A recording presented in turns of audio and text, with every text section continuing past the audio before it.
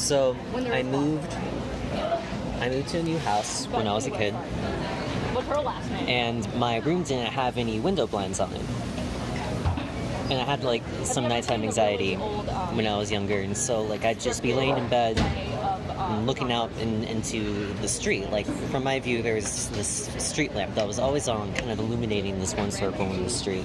No, I mean...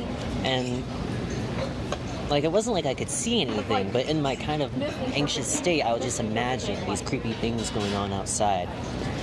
And I imagined like this swirl of crows, just like in the spiral in the circle of light from the street lamp, Who was on there? No, who was on third? Who was on and first? spinning so fast, and then suddenly they disperse, and there's this like hooded figure just right in the middle that came out of all these crows or something. It's like an 8-minute play. And I imagined him just like walking across my yard, just into my window.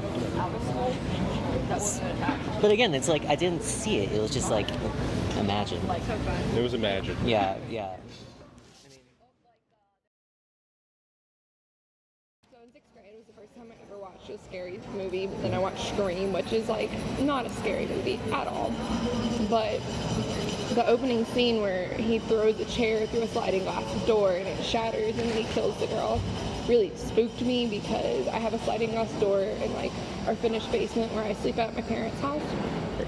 And so my dad knew I watched this movie, and I was going downstairs, and all of a sudden I heard a tapping on the big sliding glass door, and I go over to see what it is, because I was stupid, and all of a sudden my dad's face just pops up and he like smacks the window, and then I screamed bloody murder, and he laughed at me.